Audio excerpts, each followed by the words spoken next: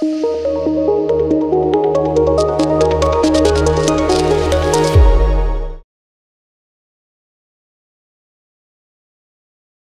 everyone, I'm Dr. Tejaswini, fertility consultant, 49 Fertility Center, Secunderabad. ఇవాళ నేను మీకు ఐవీఎఫ్ పద్ధతి ఎవరికి చేస్తారు, ఇలాంటి కపుల్స్ దాని ద్వారా బెనిఫిట్ పొందే అవకాశం ఉంది అనేది చెప్పదలుచుకున్నాను. సో ఐవీఎఫ్ అంటే in vitro fertilization. So IVF పద్ధతిలోనే రీసెంట్ అడ్వాన్సెస్ అంటే like ICSI, intracytoplasmic sperm injection అనే టెక్నాలజీ కూడా మనము ఉపయోగించడం అనేది జరుగుతుంది అన్నమాట.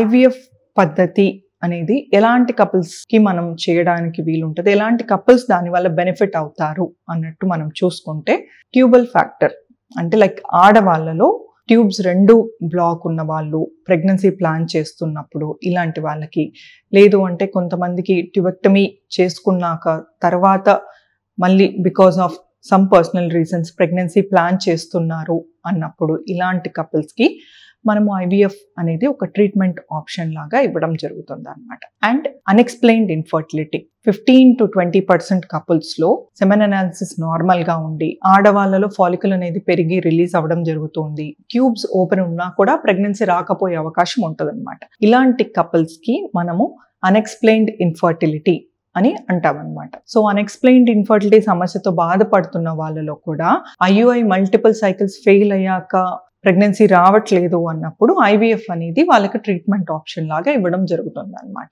దీంతో పాటు మనకు ఎండోమెట్రియోసిస్ సమస్యతో బాధపడుతున్న వాళ్ళలో, సివియర్ ఎండోమెట్రియోసిస్ ఉన్న వాళ్ళలో ఐవీఎఫ్ అనేది వాళ్ళకు ప్రెగ్నెన్సీ ప్లాన్ చేస్తున్నప్పుడు ట్రీట్మెంట్ ఆప్షన్ లాగా ఇవ్వడం జరుగుతుంది.